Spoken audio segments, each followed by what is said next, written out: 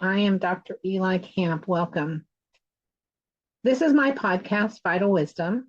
And this is where I talk about health, wellness, homesteading, raising children, and lots of other topics, all from the perspective of vitalism. I believe I've seen and taught others how the body can heal itself if it's given what it needs, it's not poisoned, and the innate healing ability of the body has been supported, not suppressed. It is my intention to bring what I have learned in my life, especially the last 24 years of being a physician, to help you be your own best doctor. Hope you enjoy the episodes, and thanks for being here. Hi, everybody. This is Dr. Eli Camp with Vital Wisdom, and I'm so excited today. I have Dr. Rick Kirschner, one of my teachers, here with me today, and we're going to talk about stuff. Who knows what'll come up, but as always, Vital Wisdom is based in the belief that the body has the ability to heal itself. That's everything on my podcast is about that, whether it's the land or the human body or human societies or the planet. I believe that healing is built into the world around us and to the design of who we are, our relationship with the planet. And, you got to give it what it needs, get out what's poisoning it, and stimulate that healing ability of whatever it is we're talking about. So welcome. Thanks for being here. And Dr. Rick Kirschner, I'm so excited to see you. I feel like it's been forever and a day. And it's been too long. It has been. There was a time not very long ago, we spent a lot of time together, and then our paths diverged a little bit. But, I think of you every day, and every little thing that comes along, I'm like, Dr. Kirschner used to say, and I say that all the time. So introduce yourself to our listeners, and I think they're all really curious how many naturopaths came to find this medicine and do what we do, and how we stand so consolidated when the rest of the world tells us we're crazy and that antibiotics and surgery are actually the real way. So welcome. Tell us about you. Oh gosh. It's funny, I like talking about almost everything except that. But I guess, the first thing I think of is I built a catio we adopted these two Maine Coon cats. They're 5 years old. They're big hunters. They're awesome animals. And we don't want them killing all the wildlife on our property. So I built a catio for them on our deck. And while I was doing that, I used the wrong tool for the job. I needed a hacksaw, and all I could find was this big triangular saw. I was cutting the tiniest piece of wood, and the saw lifted up off that wood and came down across the back of my hand and really cut me deep. And this is just like 3 weeks ago. And my wife was out of the country at the time. So I was home alone with these cats, chickens, everything depending on me. And I'm winged, right? So I'm trying not to leave a trail of blood as I'm rushing through the house to get to the sink. I'm trying to keep my hand elevated. All of this, because I knew if I had to clean the mess up behind me, it would take forever because I only had one good hand now. I threw some cayenne pepper on it. Just that's the fastest thing I could find at the sink was a thing of cayenne. Threw a bunch of cayenne on it, held it up, found an ice pack, got it on there, held onto it real tight. Finally, I got a bandage around it with one hand. It looked terrible. I was like, it's so embarrassing, the bandaging job that you do with one hand. I called an EMT friend to come over the next day and bandage it properly. And he took my terrible bandaging job off and looked at it, and he looked really scared. And he cares about me. He goes, man, he said, if you would have called me right away, I'd have put you on antibiotics. And I'm like, and I wouldn't have taken them. And he goes, what? He says, this is serious. He says, I've seen this go really bad. And I'm like, yeah, well, it's not going to happen. And he's like, well, okay. And he bandaged it up. He came back 2 days later to look at it. And his eyes went so wide. He was in shock. He was like, "What?" What? 3 weeks ago. Oh, You, wow. Look you at tell me that. you can't really Okay. see it, can you? Yeah. Yeah. Cayenne So pepper, huh? yeah, I threw cayenne pepper on it because I had learned that cayenne would draw a wound close together. And that was my, what I needed to do. And there's no way I could stitch it up or find a butterfly band-aid or anything like that. Yeah. Yeah. So, Interesting. but I did a bunch of things internally as well. I did black cumin seed oil and olive leaf and those kinds of things, natural antibiotics that Yeah. don't kill your gut flora. Right. And it healed so quickly and so nicely, and nothing went wrong. I still could play my guitar, and Yeah. so I love the medicine. I love knowing about it. I love living in a world where it makes sense. I look at the world where it doesn't make sense, and I feel bad for people because they really are dependent on a system that doesn't care about them, but does care about their money and is willing for them to suffer as much as possible before they die. I live in a world where we care about health, we take care of our health, and we care about each other. And we trust in the natural processes that run the universe. So, that's kind of a little start there. Um, I got into all of this when I was pretty young, and mostly because I didn't have any money. I went to California to become a rock star when I was 18 years old, and I wound up hipping my life up pretty good. Street singer, all this kind of stuff. I had no resources, one pair of jeans, a shirt that I sewed some beads on. I mean, it was really pretty meager life.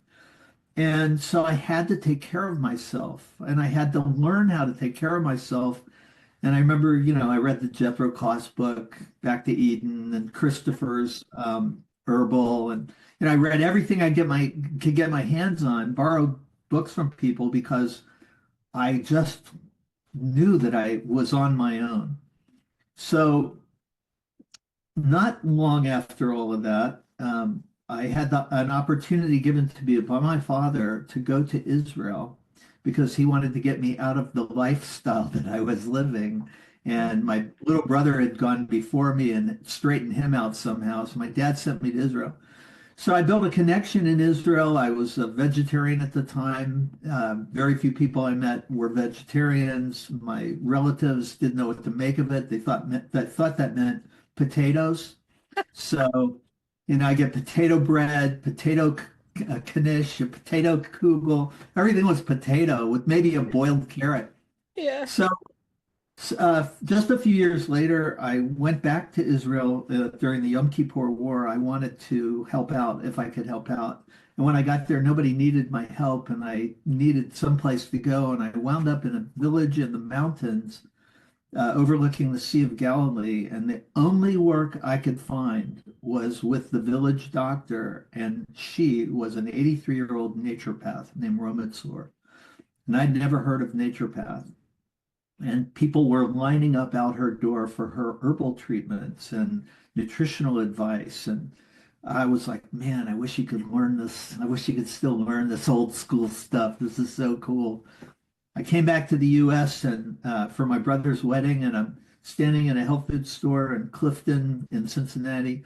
And I run into the little sister of a guy I played rock and roll with in high school, Ginger, and she has some papers under her arm. And I just said, hey, what's that? And she goes, I'm applying to a naturopathic school in Oregon. I'm like, what? No way. Classic light bulb moment. Wow. This is what I am destined to do. And so every choice I made following that encounter was to get me into the only at the time naturopathic school in the country and to learn everything I could about natural medicine. So that's how it all started. I've never heard that story. How is it I've known you all these years and I've never heard that story? Because I I never have so many I have so many stories. did you stay in touch with the lady in Israel? No, No. Roma, I would have loved to, but we're talking postcards and weird letters and hard to Yeah. reach places. And Yeah. um, She no, played her role in your life. She played her role in your life. oh my goodness. And she was amazing. Eli, she could run circles. She was 83. I'm like 21 or Right. something. And she could run circles around me. She had limitless energy and her mind was so sharp. And uh, I mean, she was such an impressive person. And her story really made an impression on me. I asked her how she became a naturopath. And she said that she had stomach cancer. She was a survivor of the Second World War. She was in England and she was at a dinner party and she was talking to a British naturopath Mm. about her stomach cancer. And he said, we can do something about that. She was like, you can? And so she took his treatments, was healed, and that was her light bulb moment. She was like, I need to do this for my people. And she immigrated to Israel after getting her training specifically to heal people. And I mean, so yeah, that's how it all began. Wow. Gosh, you said so many things that I want to comment on. One is back to your hand, where he said, I would have given you antibiotics, and you said I wouldn't have taken them. Yeah. Because that is something that I think is a misconception for so many people, that if you don't use the mainstream approach to something, then you're not treating. And that couldn't be anything further from the truth. It's just one way to treat. It's That's one right. way. And I don't even know what it's treating, because in our paradigm, treating means we're assisting the body to heal itself. We're not doing any harm. If it can be avoided at all cost, what we do moves us closer to health. And you know that's a key takeaway. I think I make it in almost every episode. Just because you're not doing mainstream approach doesn't mean you're not treating. We have lots of choices in front of us. And Right. another naturopath might have done a soak, like a hydrotherapy salt water or silver soak. Someone else might have put calendula. Someone else might have used a homeopathic remedy. Somebody else might have used something else. But anything that was used would have been to assist the body in its ability to heal itself, which is how we're programmed. Like, let's talk to the modern day computer people out there. We're programmed that way to heal. Now, I can't regrow an arm or anything, but short of, something like that. Well, I don't know. I've read some pretty cool stories, Yeah, I know. but well, that is so cool. So a profound moment in your life was seeing nature. It sounds like you were seeing nature cure in action in Israel, and then just, gosh, what a small world, running into this girl with papers under her arm. Like, that's to me, that is the intelligent universal design. It's a path, I'm right there with you. right? Yep. It was put right in front of you, and you could have chosen to walk a different way, but you recognized that path in front of you. I sure did. And I really felt a calling. I mean, the moment I found out I could go and learn this in some kind of a semi-official way, I really felt a calling to it, that this is what I am meant to do and what I'm meant to be in this world. And, I've gone a very different direction than most of the people I went to school with my life. I've uh, done a lot of really interesting things. I've produced a lot of nice outcomes. But at my core, I'm still a naturopath. Mm-hmm. And I love nature. I value nature. I think nature's wisdom is state of the art in terms of design. Nothing humans come up with comes even close. I look at these robots they're building and I'm like, yeah, good for you. It's like an erector set for grown-ups, I guess. But Right. it will never match the depth and breadth of wisdom inherent in every molecule of nature's design. Mm-hmm. Mm-hmm. I'm with you on this 100%. And not even what we can see and Oh, yeah. understand and visualize, but I think that's the tip of the iceberg. I think what we can see and what we can document and what we can duplicate and what we can copy is the teeny tiny tip of an iceberg so large that we, as in our human form, can never comprehend the intricate pattern and inner workings of life, just life, right? Oh, yeah. Well, I often describe my place in the universe as a flea on the back of a hare on the back of a camel, wandering the desert, contemplating the stars in the sky. Oh, I love that. Oh, that's so good. So early on, you had a radio show, right? One of the ways that you helped promote and educate and further the mission of naturopathic medicine. Well, that was with NMI, with the Naturopathic Medicine Institute. That was the only radio show that I did, but I was on a lot of radio shows. Okay. And a lot of TV shows. And when Rick Brinkman, another naturopathic doctor, and we got really lucky and produced a book that continues to sell like crazy, dealing with people you can't stand, which just came out last June in a fourth revised edition. And that book took us all over the world. And so we had the chance to introduce our medicine to audiences, 100,000 people a year, something like that, who had never heard of us, knew nothing about us. And that was really fun. I think we both thought of ourselves as sort of ambassadors for this greatest secret in medicine profession, the nature profession. So yeah, got to do a lot. I love doing that show, by the way, for NMI. Oh, well, I think it was critical that it was you at that time to be the person to continue. So just for those of you who don't know all that history, Dr. Kirschner took over the Vital Conversation, which was a production of the Naturopathic Medicine Institute when one of our founders, Dr. Jim Sensenig, passed away unexpectedly and suddenly in 2019, which left a vacuum and affected a lot of people. And yet we came together because we know how very important it is that this medicine does not die, that it doesn't go away. And, lots of folks have said it's laws of nature. Those don't die and go away, but they can become obscured. And one of our jobs is to make sure that they don't become obscured and that people understand how the body and humans and societies are built. And if you follow the laws of nature, things go way better for us than if you violate the laws of nature, which the entire mainstream medical system is built on violation of the laws of nature. Now, that doesn't mean, and I say this all the time, there's a time and a place for heroic medicine. We know this.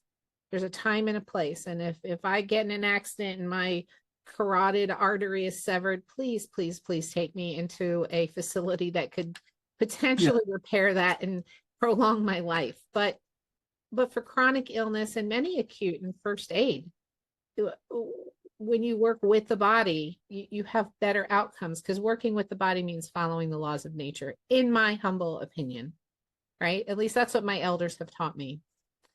So the book. Let me just say this real quick. I think the way we think about our place in the universe is that we are a part of nature rather than a part from nature. We live in and not just on the earth, but in the earth in a sense. We live by the same rules that the earth lives by, that the solar system lives by, that we're not somehow standing apart from everything, having to figure everything out because we're deficient or something is missing for us. We've been given all of these gifts through our life, through our vitality, through our vital force that we appreciate, because that vital force is who we are at our core. It's what drives everything in the world around us.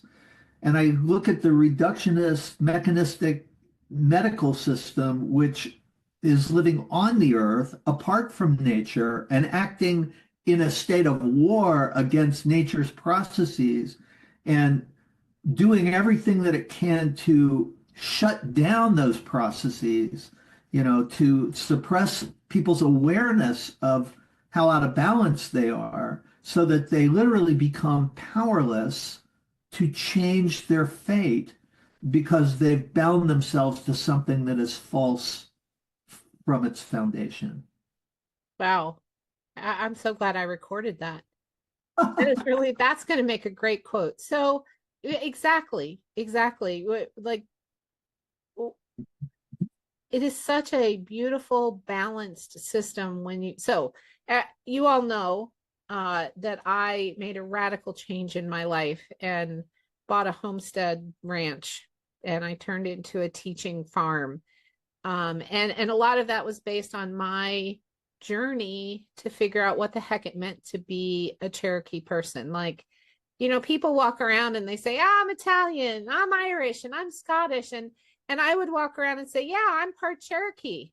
And it just was the way it was, right? I'm a mix. I've got Cherokee, I got some Italian. I figured out that my very, very, very far back ancestors was a full-blood Cherokee woman who married a Scottish man. So I have Scots in me, which explains my incredible stubbornness and tenacity, I think, in part.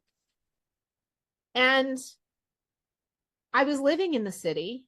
Now, I ate healthy as I could, right, in the city. And I had a little garden, and I believed community was important and relationships with people were important. And I really put a lot of myself into helping a whole group of people build up the NMI. I learned a lot. Well, I think we've helped a lot of people, but I was unprepared for the shift in my thinking and my awareness that has happened since I landed on this farm out in the middle of nowhere, a part of nature, within nature. I'm no longer outside of, which I couldn't see when I was living in the city. I couldn't see it. I thought I saw it, but I didn't see it until I left it, until I left the zoo, until I walked out of the grid. And now I look back and I think, holy cow, like, why couldn't I see that when I was there? Like, and it's things like the city makes a noise Oh yeah. that you can't hear. It's like, when there's a smell, your nose adjusts to the smell. Well, your ears adjust to noise as well. And it wasn't until I left and I go back into the city as infrequently as possible, but sometimes I just have to. And there's a smell and there's a noise, and I can detect it from miles away. It's the most amazing thing. There's a rhythm to life on the planet that I can feel now that I never felt before. Well, I'm sure I felt it, but it was very muted. But it's very loud now, right? I can feel the world waking up in the morning because there's no other noise to distract. There's nothing happening, right? It goes from night to day, and the world comes alive with a whole other kind of noise around me and balance and creatures doing what needs to be done to survive. They're looking for food, they're building nests, they're building burrows and dens, they're interacting with one another. I mean, we're surrounded by wildlife. You live in a place where you have all the same kind of stuff happening. Yeah, I made a similar kind of move. When I hope you don't mind, I'm going to call it the scamdemic started, Yeah. uh, because in my opinion, it was a major global scam to force more and more people under the power and control of an industry that has anything but human health in mind. Um, we watched people change. We watched the fear that they accepted into their systems change them into angry, hateful people, driven to force everyone around them into compliance with them in order to justify their fear, hatred, and anger. And we were like, has become an unhealthy environment. We lived in a small town which we really loved. I had 40 years there. Everybody knew me. I had a great life, and my wife and I looked at each other like, yeah, we got to get out of this place. And we wound up moving to North Idaho, of all the places in the world. It's cold up here in the winter.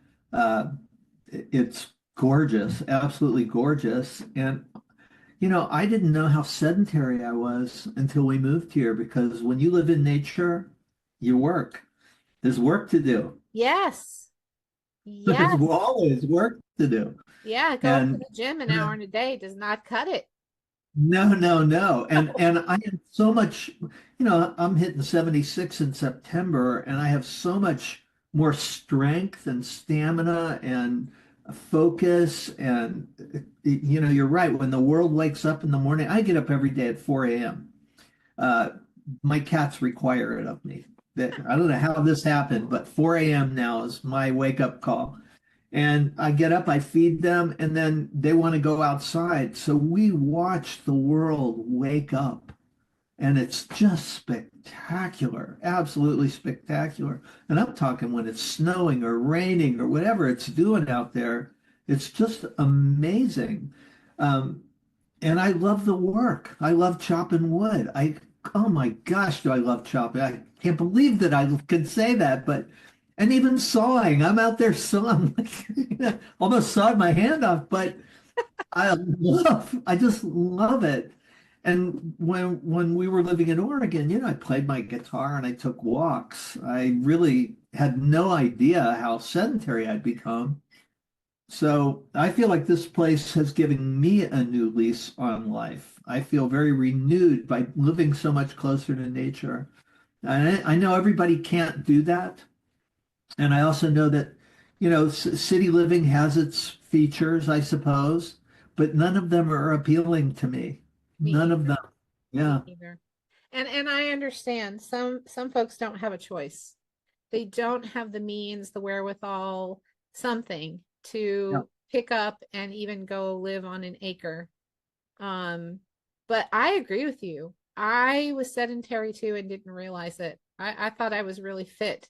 But Yeah. man, when I came out here, picking up bales of hay, carrying, 5 gallon pots of milk to make cheese, wrestling a horse who, if they don't want to go somewhere, they don't go. Just digging in the garden, bending over, standing up, pushing, pulling, and all within the rhythm. There's a rhythm that if Yeah. you breathe deep and surrender this man-made world, there's a rhythm that you can just sort of fall back into, and it carries you along like you're downriver. I think cities used to be a lot nicer. They had a certain appeal. Architecture was beautiful.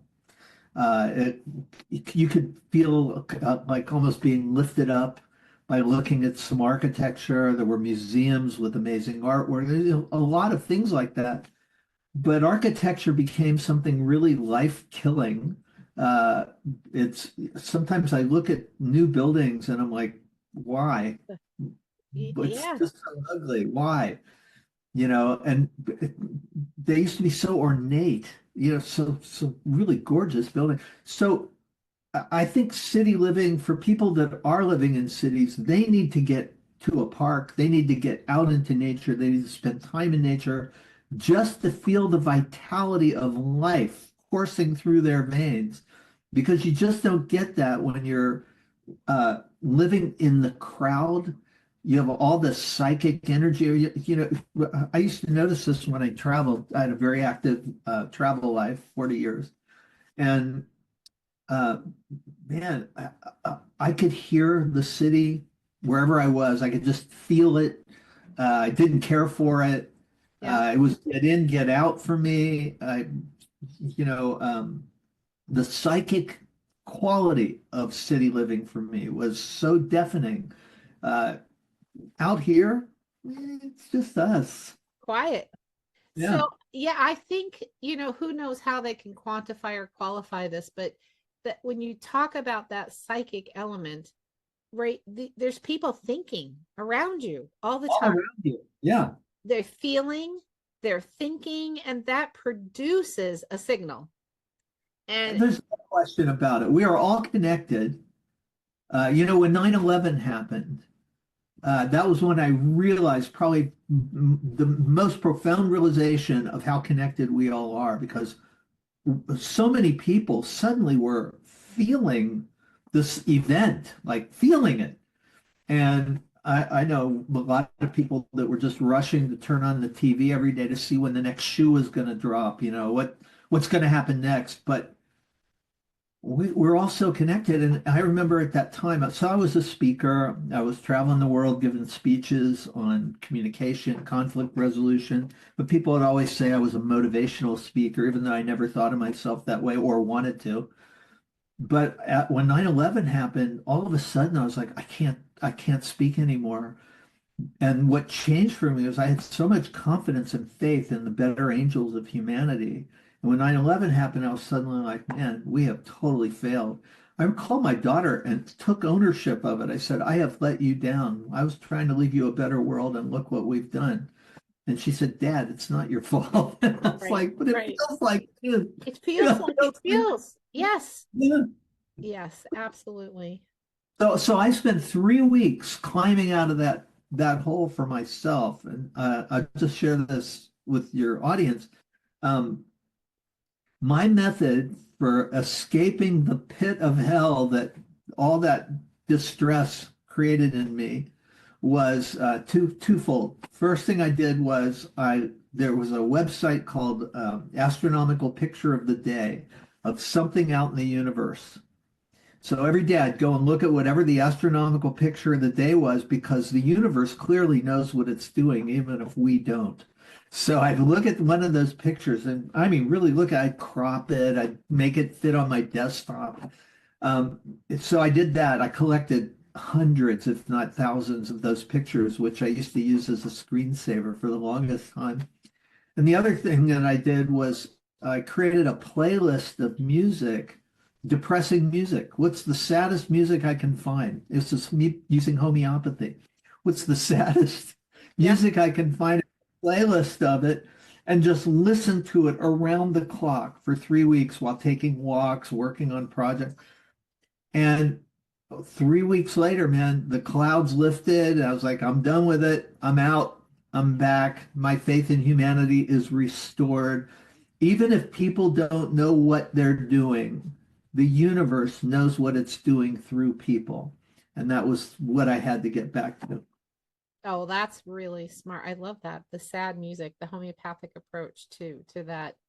Well, I often wonder what kind of impact these cell towers, right? The EM is having on people where there's enough towers. So a couple of years ago, this link went through my social media where you could put in your address and it would tell you how many towers and antenna were around you.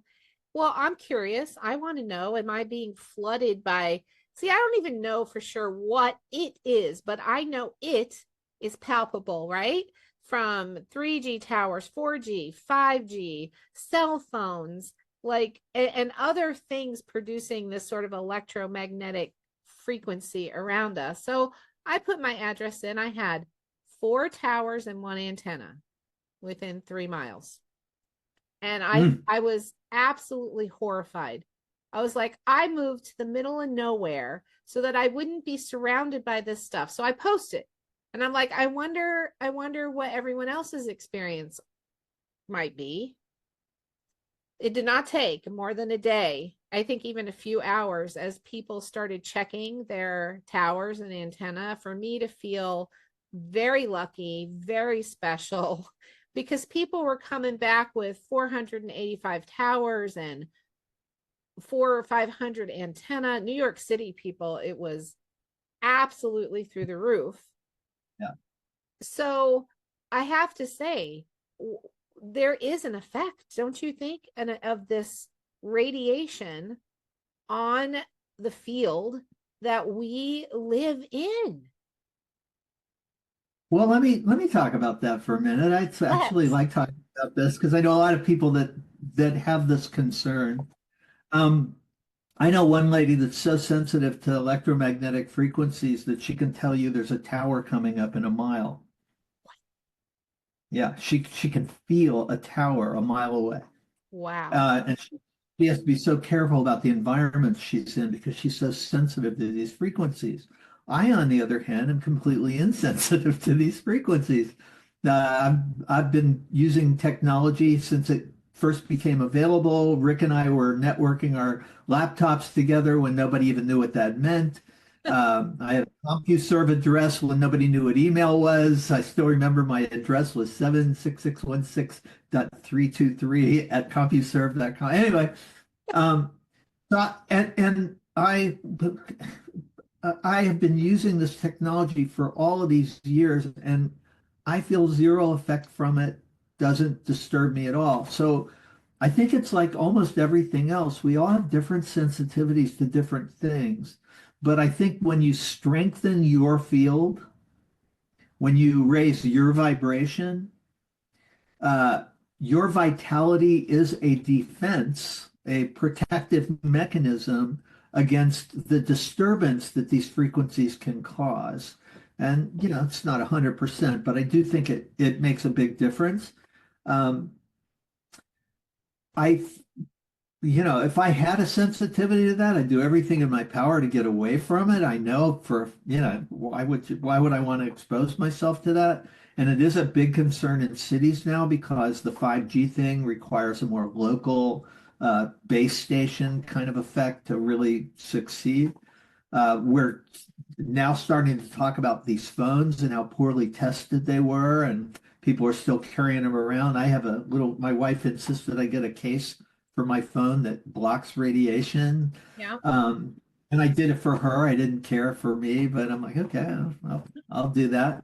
Uh, but I think that people who are not prioritizing their health are at great risk of these things as well, that these frequencies are very disturbing. Have you ever heard of the med beds? I have heard of the med beds, but I don't know much about them actually. Well, it's a really cool concept. Whether they exist or not, I cannot say. There are people that believe this technology is already in existence. And, you look at some people whose vitality is so over the top and they don't take care of themselves at all. And you're like, what in the world? Maybe they got a med bed in the basement. I don't know. But the basic idea of the med bed is that each organ in our body vibrates at a certain frequency and the earth vibrates at a certain frequency. And there's a healthy frequency and there's a disturbed frequency. So if you lay on a med bed, it scans all of those frequencies and finds the ones that are disturbed and tunes them up. Oh, And wow. in That's this really way, cool. raise it. Isn't that cool? How do you get So one? that's what I want to know. I mean, there's all kinds of devices that make claims like this, and I have no way of vetting them other than trying them out and seeing if they matter to me. Yeah. And I'm probably a poor way of measuring because I don't experience much around this. But I love this idea. That frequency, vibration, these kinds of things are the new medicine Mhm. that our medicine is kind of leans into, Right. right? Right. Because the herbs that we chose have a certain frequency. The Right.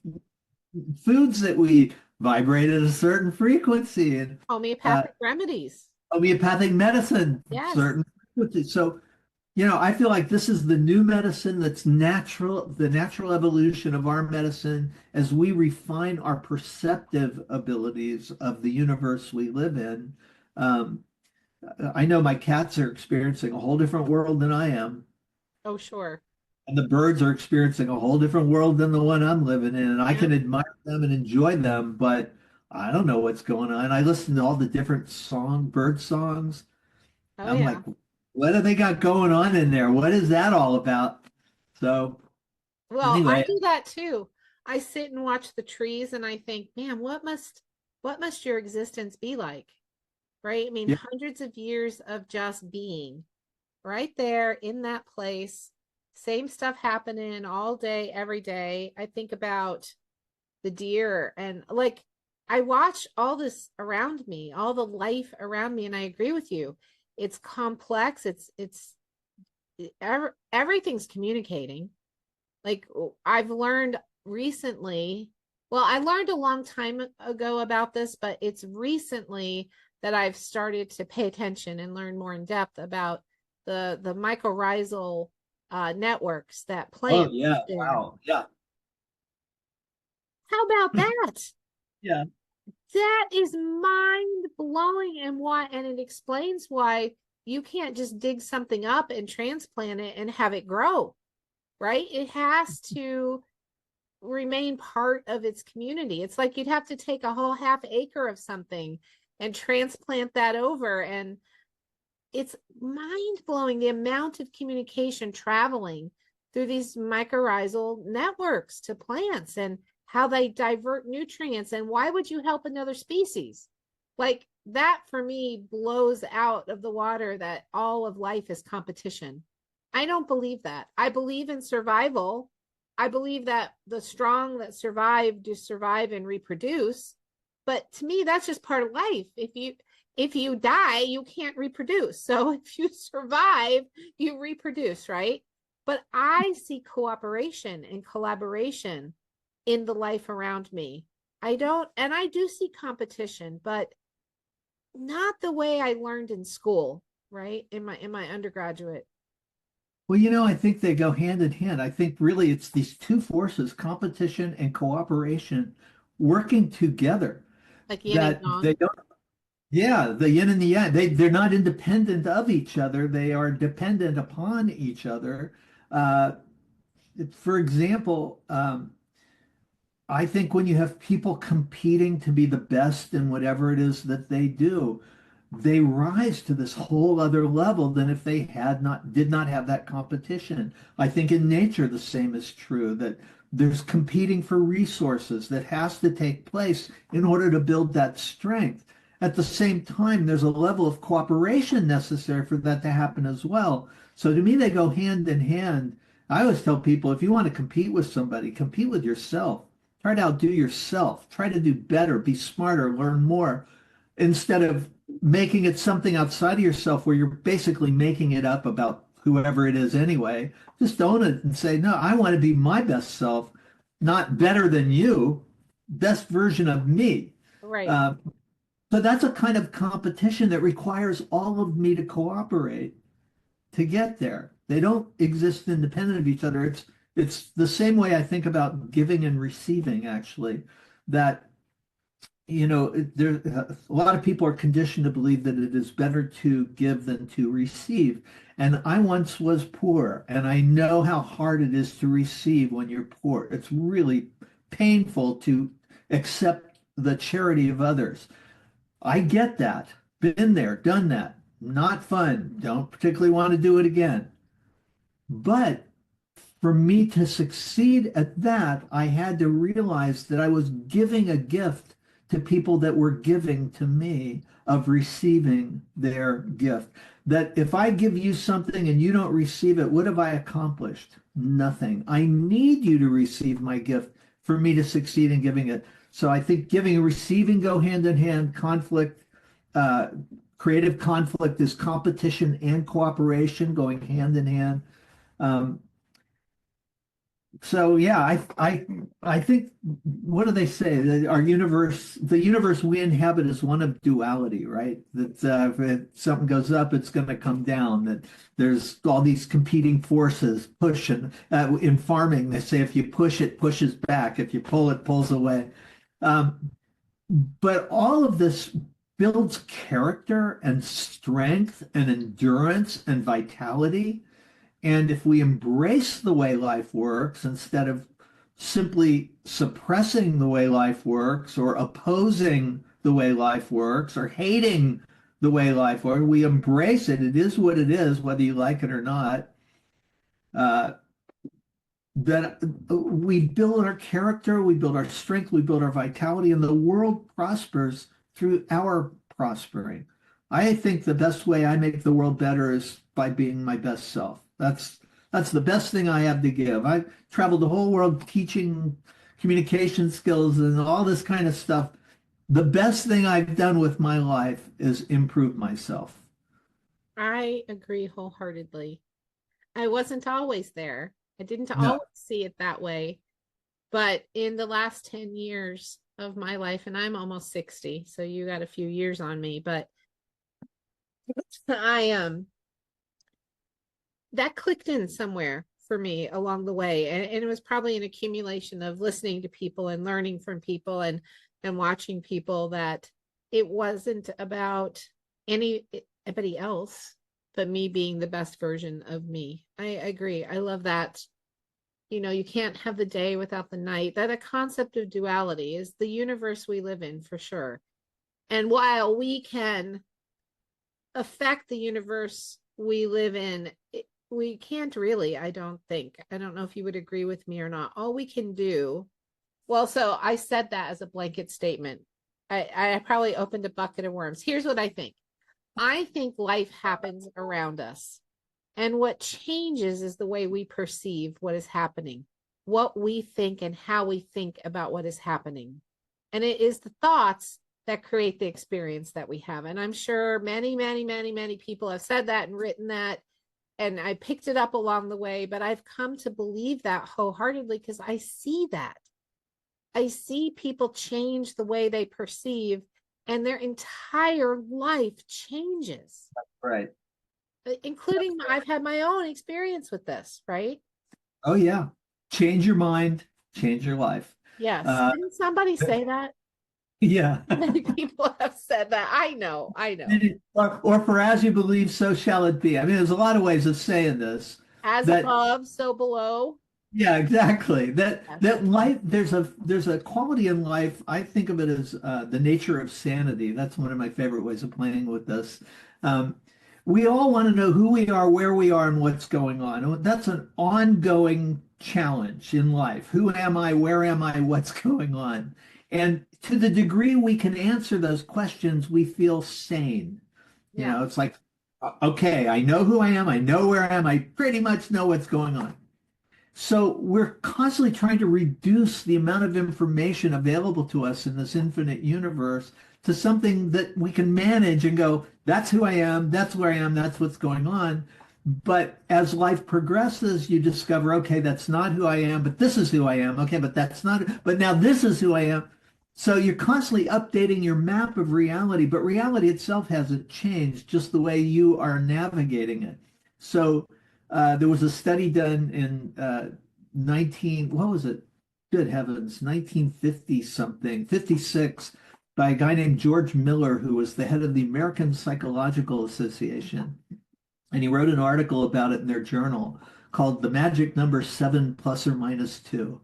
And his idea was that consciousness is an extremely limited phenomenon, that we can only pay attention to about 7 things in any moment of time, plus or minus 2. And the way I would illustrate this is with zip codes, because we have 9-digit zip codes now. When we were kids, they were 5 digits. Now they're 9 digits. Nobody knows their 9-digit zip code. Everybody knew their 5-digit zip code and still does. And yet the 9-digit zip code is on every piece of mail that you've ever received, and on and on. Why don't we remember that? And the answer is because it's 7 plus or minus 2. If I pay attention to all 9 digits, I won't be able to navigate. I'm used up all my RAM. So, okay, so 7. And even when we learn long numbers, we learn them by breaking them into numbers. So area code, prefix, 334, Yeah. rather than like that. So, Yeah. all right. So we can pay attention to about 7 plus or minus 2 bits of data in any moment of time. And so if I say to you, where's your right foot? Oh, there it is. But it was there all along. You just weren't paying attention to it. Uh-huh. So we go through life with this limited ability to pay attention, to focus our attention, to answer the questions, who am I, where am I, what's going on? And meanwhile, there's 7 billion bits of data available in every moment, including the hairs in your ears and the hairs in your skin and all of that, producing information about who you are, where you are, and what's going on. So how do people reduce all of that information, 7 billion down to 7? We do it by generalizing, Mm. deleting, and distorting. Mm. So a generalization is all the lights are red. You go through it stopped at two lights, you go, all the lights are red. But are they? That's a No, generalization. But generalizations are useful, right? They allow us to not have to pay attention to certain things so we can pay attention to other things. Uh, Hi, Coco. Oh, hi. I'm on a podcast. You want to come up here and say hi? Such a sweetheart. I love this little boy. Um, so 7 ± 2. So we generalize chairs. We generalize chairs. You walk in a room, there's a chair that looks nothing like any other chair you've ever seen, yet somehow you know it's a chair. You don't have to agonize. What is that? You just sit in it. right. We distort reality. We turn things that we don't know into things that we, come here, buddy. Come here. Come say hi to Eli. Come here. There you go. Oh my Look God, at he's the a size of big this guy. cat. That is a huge cat. That's Eli. So Hi. pretty. Hi, Coco. Hi there. Beautiful, Love this guy. Oh my beautiful goodness. eyes. He fills the chair up like crazy. Anyway, and we distort reality. We turn things that we don't know into things that are kind of like what we do know. So we go, oh, that's just like, but is it? But is it? And Right. then we also delete things that are inconvenient, fail to pay attention to them because they bother us. And that's how we reduce 7 billion to 7. Well, what I think has happened in the last few years, and as an effect of the scamdemic, is that many people have lost some of that processing power. And Mm, instead of 7 bits, now they're down to 2 or 3 bits. mm, So how do you know when somebody has gone from 7 to 2 or 3? They start repeating things as if they thought of them themselves. The talking points that they hear on the news or read on a headline becomes the reality because they don't have the bandwidth to go deeper or question what's being presented to them. And many of our colleagues have told me they have noticed this kind of dumbing down effect that's happened over the last 5 years and have asked me what I think it's from. And I say, well, maybe it's from wearing a mask, mm. hypoxia, depriving your brain of oxygen over a long period of time might have damaged your ability to navigate. Or maybe it's something in the shots that went right to the hippocampus and took away your ability to acquire wisdom. I don't know, Hmm. but I'm observing that there are many people that we used to consider smart. They're just not very smart anymore. Not so much anymore. What about Yeah. fear? Do you think living in a constant state of fear can have this effect on your, me too? Absolutely. So hyper emotional states, fear, anger, jealousy, grief, cut off our thinking ability. Right. That's even on a good day pre-scamdemic. Right. When you're upset, you don't think well. When you're upset, you say stupid things that you don't even mean. When you're upset, you take things personally that clearly are not about you. So if you're in a constant state of fear or anger, which we have people now because of our polarized society, but we talk about duality, Yeah. Right? extremely polarized society, and they'll double down on that polarization, right? Oh They'll yeah. defend because it's their identity and they don't have the processing power to see over the edges of it. Go, yeah, someone was saying to me the other day, how do I talk about this thing with this person in my life? They have these really strong opinions. I said, do they? Maybe they have these strong talking points Right. that's as a shortcut to thinking. And that's what they go back to whenever you say whatever you say. I said, ask them this question.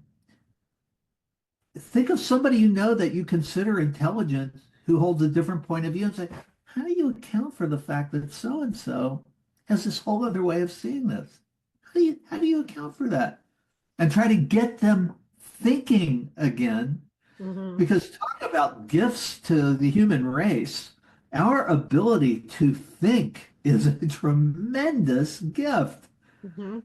I mean, like, wow. Well, it is what gave the illusion, I think, that we are separate from nature, is the our ability to think and then communicate what it is we're thinking, right? It's very innovative.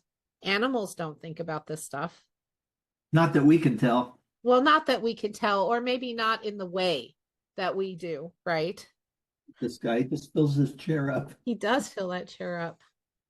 Well, I found myself truly wondering and asking in a very heartfelt and sincere way to people throughout, not only throughout I love your scandemic, not only throughout that, but even still to this day, because now we're dealing with this whole measles outcry. Lord Almighty, what a mess. A ridiculous mess. Is Yeah. I find myself asking folks, what exactly is it you're afraid of? What are you afraid of? Because right here, right now, in this moment, you're fine. I'm fine. She's fine. He's fine. We're fine. What are you so afraid of? And, you know, are you afraid of dying? And how many Yes. people have said to me, I don't think it's that I'm afraid of dying. Then what is it you're afraid of? Like, until that happened, and you would know this better than me because, you know, of the movie you made from sick care to from healthcare to sick care, right? But what was the name of it? That was How the healthcare became sick care. how Yeah. healthcare became sick care, and we're going to put a link to that for you for y'all to watch that. Although I give that to everybody on your site. Um, I think that even before this whole, you know, scamdemic, I really do like that. Before the scamdemic, people often, I mean, wars have been fought over these differing perceptions, right? Opposing points of view about things. And in medicine, which is what I where I want to bring this, and gosh, I can't believe it's been an hour already, but we've always had this opposing understanding of what it means to practice medicine. And I thought your movie did a really, really good job of explaining that. So even before then, and I think that some powers to be understand this dynamic so well that they used it to work us into a fever pitch, frantic panic. So we would do anything that they told us to do. Yeah, I think that's absolutely right. And I think that it was surprisingly easy to do it. For me, the big surprise was how easy it was to do it and how easy it's been for them to maintain it in so many people that used to be able to think. Yeah. Uh, Really shocking to me to see tools that I learned years ago deployed as weapons against the human race, tools I used to help people. Those same tools have been used to to to damage people very severely. So, I want to get back to this. I want to take this and get back to something we were talking about earlier. This idea of only paying attention, being able to pay attention to so much. So one of the things we do to navigate is we make assumptions about things. And once we form those assumptions, or call them beliefs, whatever, I like assumptions better, but whatever, once we form those beliefs, we act as if they're true and look for proof. And we find it because we're in an infinite universe and you can always find evidence for whatever you assume to be true. You're getting married, it looks like everybody's getting married. You're having a baby, it looks like everybody's having a baby. You're living on a farm, everybody's moving to the country, but they're not. But you're noticing it now because it's suddenly become relevant to you. So if you have limiting assumptions about health, about yourself, about reality, nobody likes me, I'm not good at math, whatever it is, if it's a limiting assumption that ties you up or traps you into self-defeating, counterproductive behavior, you're going to look for proof and find it. Likewise, if you make useful assumptions, you're going to look for proof and find it. So I always tell people, here's an idea. Confusion, which for many people is a terrifying state, is a doorway to new understanding. So when you get confused, get excited. You're on the threshold of a new understanding. That's a useful assumption versus confusion is scary, I might screw up. No, confusion's an opportunity environment. So I think of my life as building a set of useful assumptions that have served me well, and I continue to do it. And all these little fun things that I learned to say over time are grounded in these useful assumptions that I make about people, places, and things that allow me to keep paying attention instead of narrowing my focus so that I can be right. Just to complete this, being right is what we all want. All the conflict in the world is I'm right, no, I'm right, or you're wrong, no, you're wrong. So being right is the booby prize. All the losers get to be right too. Right. I don't want to be right. I want to be alive. I don't want to be right. I want to be awake. I don't want to be right. I want to have a fulfilling experience this moment, this day, and my vitality just pours out of that. I I I love being alive. It's such a great gift, and I'm not afraid to die, although like Woody Allen said, I just don't want to be there when it happens. But I'm not afraid to die. I'm I would be more afraid of not living, of missing out on my life.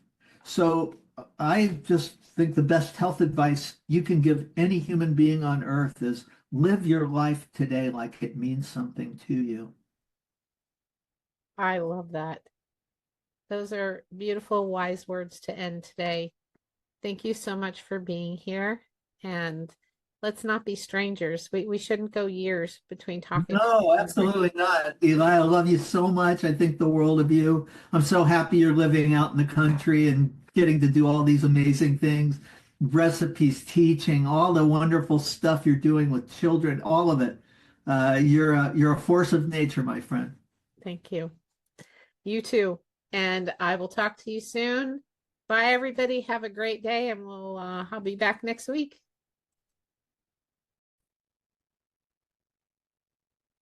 Thanks for joining me today. For those of you who have written and emailed and are interested in my books and other offerings, I wrote The Unvaccinated Child as a resource guide for parents and caregivers to navigate childhood illnesses in a natural and healthy way. And while the intended group was the unvaccinated, it turns out it's an important resource for the vaccinated kids as well, since vaccines do not necessarily prevent illness.